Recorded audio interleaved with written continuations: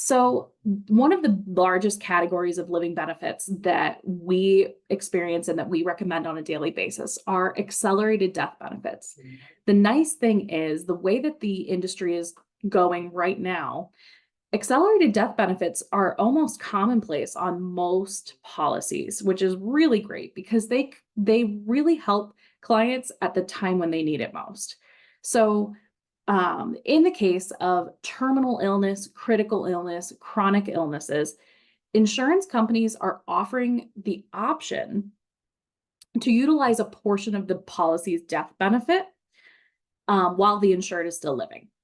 So this is considered to be an accelerated death benefit.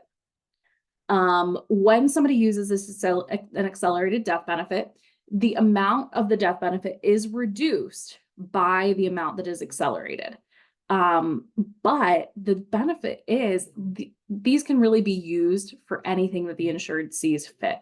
So once the insured qualifies for using this accelerated death benefit feature, it's paid directly to them, and it doesn't have stipulations. It doesn't have requirements that it's used towards medical costs or other expenses that are maybe related to the illness.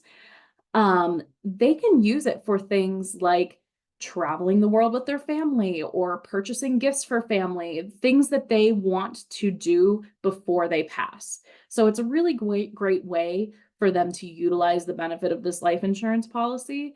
And not just, have all that money go to their beneficiary, but actually really have some say in how that money is utilized and possibly even make some memories before the end of their life, which is really, really a great thing. The other nice thing is this benefit is typically received income tax free. Obviously, there are some circumstances where that may not be the case, but it's typically received income tax free, just as the typical death benefit would be for the beneficiary. So most of the cases where we're seeing this accelerated death benefit is in the case of critical illness, critical injury, terminal illness, and chronic illness. So it's a little bit confusing because they all sound very similar. So I've just gone ahead and put the definitions of each of these up here so you can tell the difference.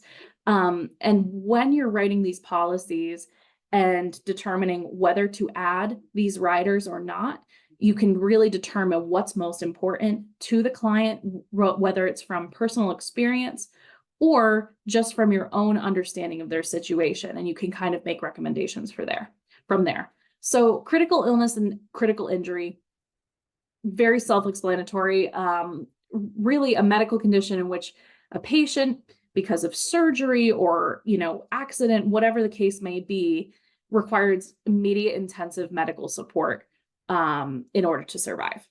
So it doesn't necessarily mean that it is a terminal illness, but in the immediate acute future, they are going to need this critical illness or critical injury care.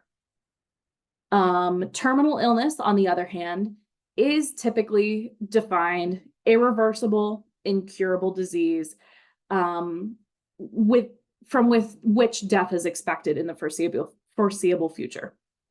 So a lot of our carriers define this terminal illness period of time to be 24 months. It does vary, and you will want to know the definitions of these for the particular carrier that you're using before you write the policy, but the most frequently used period of time that I see is 24 months or 2 years.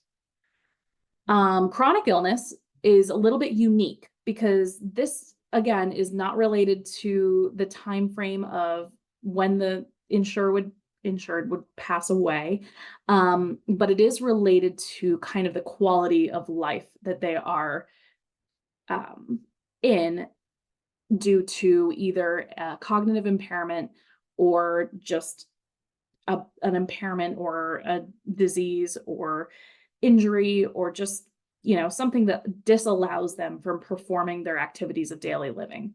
So the things that they would typically need to do to keep themselves clean, hygienic, fed, and usually transferring from place to place, whether that's from seated to a bed or to a wheelchair.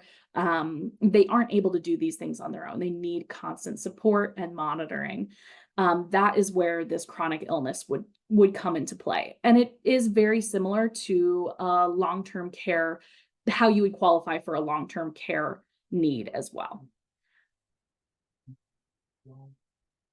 Any questions so far on the differences between these three? No? Alrighty. So we kind of mentioned long-term care with the chronic illness rider, but there are other ways to manage the risk of long-term care needs as well. So we've got the chronic illness rider. That's kind of the simplest way to manage, and that's through the acceleration of a death benefit of a life insurance policy. Another way we have here is a long-term care rider. So it's specifically designed for long-term care. These are usually paid out if the insured qualifies. Again, typically if they cannot perform their activities of daily living. These are paid out through a percentage of the death benefit. So monthly, they would receive a percentage, whether that's 1%, 2%, 3% of the death benefit monthly as a benefit. So that is typically a reimbursement product, but it can be either reimbursement to the qualified health facility or the caretaker directly, or at times it could be an indemnity style product where that benefit, that monthly benefit, is being paid directly to the insured. Typically, even if the policy, or even if the insured needs to use this rider, the policy will retain some of its death benefit, even if the long-term care benefits are used, because they're separate. One of my favorite products that's on the market right now to cover this risk is the hybrid life and long-term care products. So when a product like this is purchased, you're purchasing a life insurance policy with a death benefit, but you're also purchasing the ability to tap into a pool of money specifically for long-term care, which is really, really great. That's usually defined as the dollar amount is usually calculated by a monthly benefit multiplied by the amount of years that you would need it. But when you're talking about, permanent products like whole life and, index universal life, things like that have the potential to grow, whether that's through the market or through a dividend, this can be really beneficial because not only is the death benefit growing through either a dividend or through market increase, but your monthly benefit and your benefit pool that you're drawing from for long-term care has the potential to grow as well. So this is really great in the case where you're worried about inflation or increased healthcare costs. A lot of the times you can actually build in inflation protection options into these policies, which is really great. And it can be really beneficial for clients, especially those who maybe are in the range of, potentially being able to self-insure, but they still don't want that risk of losing their assets in a long-term care situation. This is almost a no-brainer for many clients in that situation, because either they are going to utilize the death or the long-term care benefit, which typically outpaces the premium that they put into it, or if they don't use that, their beneficiaries are going to receive that benefit in death benefit, which also outpaces the premium that was paid into it typically. So it's kind of a win-win. I really love these products. I think they fit into a lot of plans very, very well. So other common riders that we have available to us on many, many products, most products, I would say, waiver of premium. So this is something that I will not recommend a life insurance policy to a young person without waiver of premium, because what it does is it allows, if they for some reason become disabled, which we know is statistically 1 in 4 during working years, um, this makes sure that their life insurance premiums are paid, even if they are unable to work. So if they are disabled, they are unable to work, regardless of if they have a disability insurance policy or not, their life insurance will not lapse, which is excellent. And I really think that it is worth writing every young person you know that is coming to you for life insurance. You should be adding waiver of premium. It really protects them. It protects their family against the unexpected.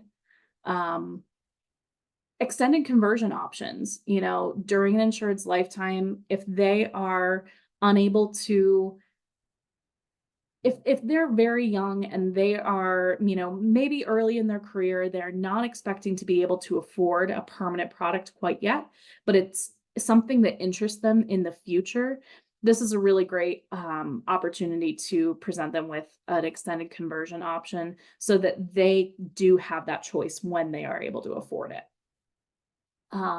Something else, and it seems like all of these are for young people, but that's really who is buying a lot of these term products. The guaranteed insurability, this is on either typically on permanent products like whole life, but I have seen instances where it's in term as well. But guaranteed insurability, if you're writing a juvenile policy, please, please, please make sure that you are giving that child, when they become an adult, the option to increase their coverage. Because as they grow older, and especially when it comes time for them to have a family, or they want to buy a house, or they want to have a business, it's really, really great to give them these options with no additional underwriting. So they don't have to worry about their health during that time. Heaven forbid something unexpected happens, maybe in their teenage years or in their early adulthood. This gives them the option to increase that coverage with no or little to no additional underwriting. It also, if you're working with young adults in their 20s, maybe college age kids, you just want to lock them in at their current health, at their current age. If there is the option to do so, make sure that you're also giving them the opportunity to increase their coverage for when they're able to afford a little bit more down the road.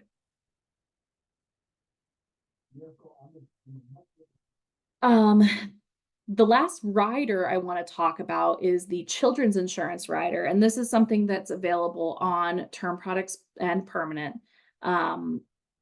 A parent, or this is even sometimes available for spouses.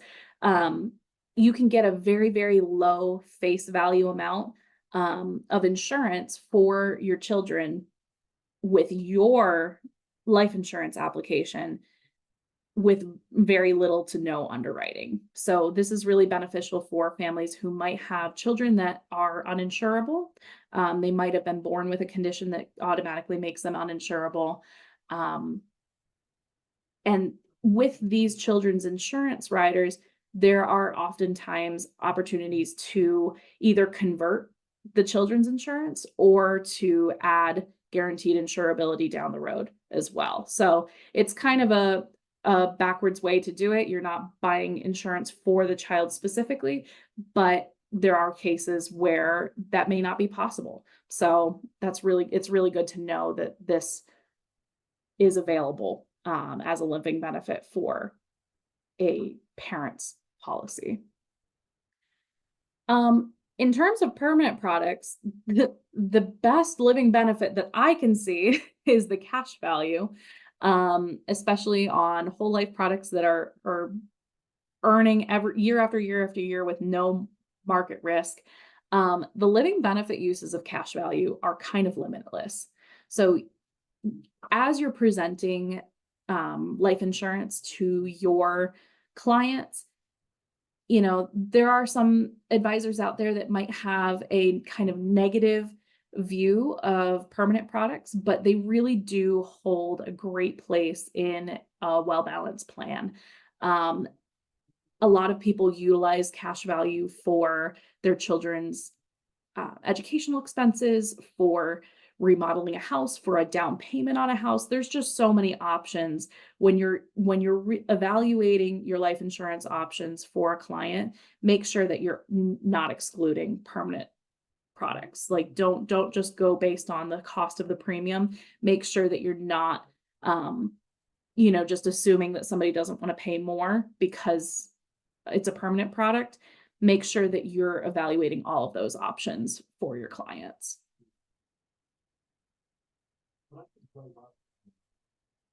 So, we're talking a lot about how these living benefits can improve the lives and be beneficial to the insured and their families. But what about for you as a business owner and as an insurance producer? So, first and foremost, if somebody ever needs to use these benefits, these living benefits, the amount of trust that is going to allow them to have in you at that point is huge. I mean, I can't even imagine somebody going through a terminal illness, diagnosis, and you've encouraged them to make sure that their policy has this.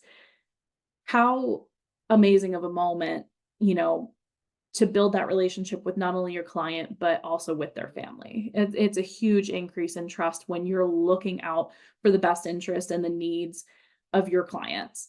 Along with that, if you are a wealth management advisor as well as a financial planner, these policies and these riders allow your assets under management to stay put, to stay on the books. Because the first thing that's going to go when somebody's experiencing a major life event like this, if they do not have these, accelerated death benefits or whatever the case may be, the first thing to go is their investment accounts. It's that money, it's that, semi-liquid money in the bank that they're going to take first. And if you want to keep that on the books, it's very, very beneficial for you to recommend these riders and these benefits to your clients along with their life insurance. Obviously, some of these products, especially, the accelerated death benefits and the long-term care products, they are creating assets through the insurance. So when a claim is made, and that asset is created, they will turn to you to manage that asset as their trusted advisor. So especially with indemnity style products, if the client is not utilizing the full benefit for maybe immediate needs, it's very, very wise of you to help them manage those benefits so that they don't accidentally squander them when they do need them down the road. So it's creating an asset. It's, again, building the trust and the relationship with you as an advisor, but also putting that back on your books. So any questions about living benefits before we get into some field underwriting? I know I threw a lot at you, but lots of cool stuff going on in the insurance world. Yeah, Amanda, that was good. And I just wanted to highlight something that you mentioned, the waiver of premium being very important. Yeah. I think it's safe to say anytime anyone would have the ability to use a living benefit, like a chronic or terminal illness, they would qualify for the waiver of premium. So the remainder of their policy would be without premium, obviously, too, which is crucial. Yeah, absolutely. And so in my career, I've seen really interesting cases where, so if you put waiver of premium on a term policy that's convertible, when you trigger that waiver of premium, you can actually then convert the policy and utilize whatever other benefits, so guaranteed insurability or increase or whatever that might be, especially on a children's policy. If you put waiver of premium on a child's policy, let's say when they're born, it turns out at age 2 that they're diagnosed with nonverbal autism or something like that will affect them greatly later in life. You then convert that, or you have that whole life policy, you have that permanent policy, you take all of the guaranteed insurability options, and you let that policy grow and grow and grow on the insurance company's dime at that point. Because of the waiver of premium, you will not be paying those insurance premiums. The insurance company will, but you are building an asset for that child who is desperately going to need that later in life. It's a really great strategy, and that can be obviously extrapolated out to young adults, teenagers, adults, anybody. Please, please, please make sure you're putting waiver of premium on your policies, because it really comes in handy, and it's not very much money additional. It's a couple extra bucks a month, and I think it's well worth it. Thank you for saying that, Scott. I'm just going to add a couple of things too, to add to what Scott just said and what you said earlier, Amanda. For the waiver of premium, just also note, this probably goes without saying, but it does fall off automatically when the insured turns age 65. Sometimes it's 60, depending on the carrier. So just be aware that if the client does work past that age, that waiver will no longer be there after age 60, 65. For the guaranteed insurability rider that Amanda mentioned on the whole life policies, another really good thing to remember about that and why it's so cheap, and also you can add that in the increment that you specify in your illustration, whether it's 25,000, 50,000, at about 7 or 8 different times in the insured's lifetime. It's usually up to age 40. So it's age like 27, 32, all the way up to age 40. So they can take advantage of that 8 different times.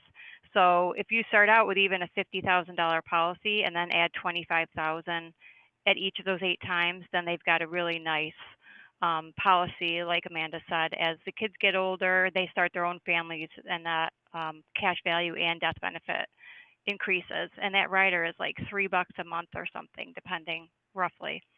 And the last thing I was going to say on the child term rider, that's a great rider. The only thing that I've seen can be declined is ADHD for kids, which is weird. It depends on when it was prescribed or when it was diagnosed and what's being used for medication. But I have seen that rider be declined for that reason. But some of them don't care and don't do any underwriting. So just make sure if you have an impaired risk like that to check with Amanda before you quote it. And that was all I was going to add. Thank you so much. And thank you for saying that. Cause I'm, it's funny. I don't have a lot of experience with the child insurance rider, because most people don't know about it. And, it's one of those things where in my position, I'm not meeting directly with clients a lot of the time. So I don't always know if they have children or if they're planning to have children or anything like that.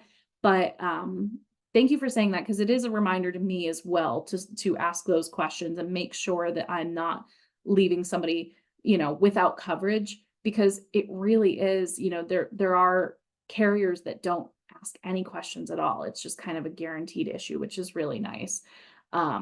So it's really definitely something to think about as you're talking to families about life insurance.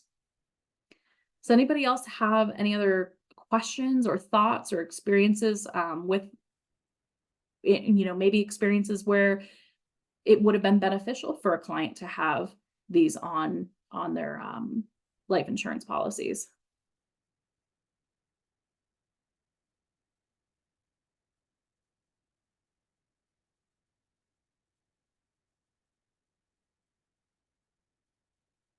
Well, I hope that as we get more experience, writing policies with these things, hopefully, I hope that people don't have to make claims on these, but in the instance that they do, I hope that we're able to make sure that these clients are covered and covered thoroughly for their risk. So now I want to kind of move into a different mode here. We're going to actually talk a little bit about field underwriting, just the basics of field underwriting. So field underwriting is when you're sitting with a client, making sure that you are doing your due diligence as an agent, to make sure to set expectations properly and assess the probability that they are actually going to be approved for the products that you're recommending before you get them into a situation where maybe there's a decline or there's additional costs that they're not expecting. So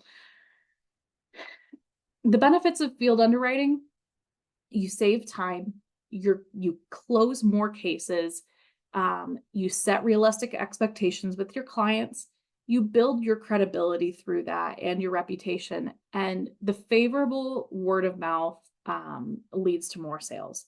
So the better of a job that you do with field underwriting, the better quotes that you're producing, the more accurate quotes that you're producing, the better experience that your client has ultimately. And that's really what we want. We want our clients to have great experiences, but also we want them to tell their friends that they've had great experiences, to build our influence in those circles and build our books of business. So it's really overall just a great thing. So these conversations can be really hard to have at times. Anytime you're talking about somebody's medical history, it can feel very uncomfortable, but asking the right questions and asking them with confidence, it can really create a smoother and more pleasant underwriting experience for everybody involved. I think something that, as people are having these conversations, the confidence, like I said, in which you ask these questions, the authority with which you ask these questions, it really makes a difference in the perception from your client. If you ask them, with a little bit of hesitancy, it might make them feel more hesitant to give you a straightforward answer. But when you ask them with confidence and you ask with, authority that you've done this 100 times, you know what you're doing, that it's not out of the ordinary, it can really build a lot of confidence and allow them to open up to you a little bit more. So along with asking those correct questions as you're sitting with a client, it's also really important to utilize the resources that are at your disposal. And I'm going to pivot here for a second. We actually have resources that from our website that you are welcome to use at any time while you're sitting with a client. So on the CAFL website, and hopefully it's sharing the CAFL website right now, we have these impaired risk questionnaires. So if you're sitting with a client and you're having a conversation about life insurance and the kind of underwriting process, you want to talk to them a little bit about their medical history. Let's say that they have a history of cancer, and maybe it's prostate cancer. So you can go to our website and go to this impaired risk questionnaire section, and we have specific documents that are drawn up by underwriters so that the exact questions that those underwriting teams are going to ask of your client if you apply for insurance. This is something that it doesn't have to be filled out directly by the client. You can sit and ask these questions of them and fill this out. But when you're especially sending a quote to us at CAFL, this is so valuable to have, so we can get you the most accurate quote, and we can go to our underwriting teams at the carriers and say, hey, this person has this condition and these are the details of that condition. What classification are you going to put them in if we apply for insurance? And then we can get them the most accurate premium quote from there. So we have all sorts of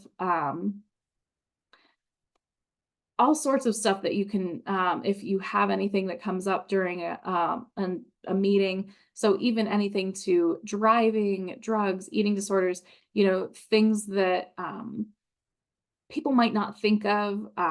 There's diabetes, that's a very common one, hypertension, just really great resources to utilize as you're having these conversations. And it makes it also seem a little bit more professional as well.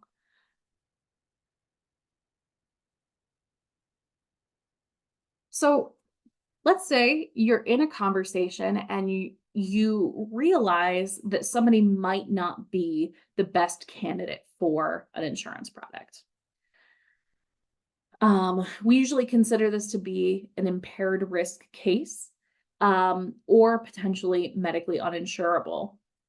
I really try to avoid saying that somebody is uninsurable because there are so many ways that we can pivot and so many directions that we can go, even all the way to even just a zero medically underwritten product like accidental death insurance.